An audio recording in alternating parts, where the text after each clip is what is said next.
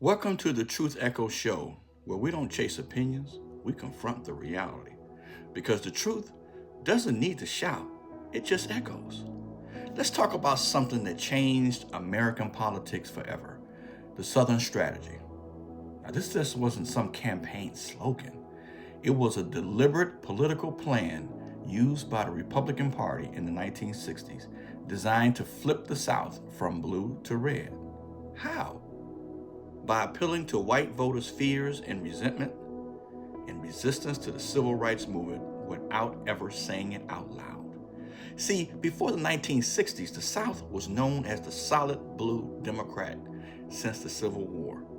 But when the Democratic Party under Presidents Kennedy and Johnson started backing civil rights laws, like the Civil Rights Act of 1964 and the Voting Rights Act of 1965, many white Southern voters felt betrayed.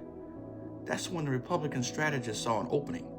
Barry Goldwater opposed the Civil Rights Act, saying the federal government has gone way too far, and he won 5 Southern states in 1964. Then Richard Nixon took it further in 1968, talking about law and order, states' rights, and a silent majority. Those words sounded neutral, but everyone knew what they really meant.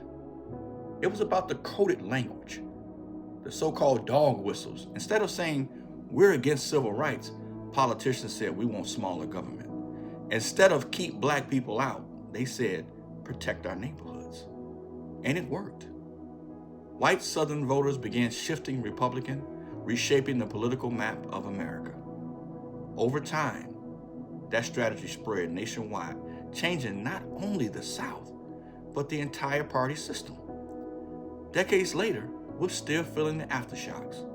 That old strategy didn't just divide politics, it divided people. It laid the foundation for today's polarization: red versus blue, urban versus rural, black versus white. And every time you hear debates about law and order, welfare reform, or voter fraud, remember, those phrases have roots in the Southern Strategy playbook. The truth is, the Southern Strategy never really ended. It just evolved from race to culture, from desegregation to immigration, from civil rights to identity politics. It taught politicians that you don't have to say something outright to make your message heard. You just have to say it in a code. I'm the truth, and this is the Truth Echo Show. Now echo that.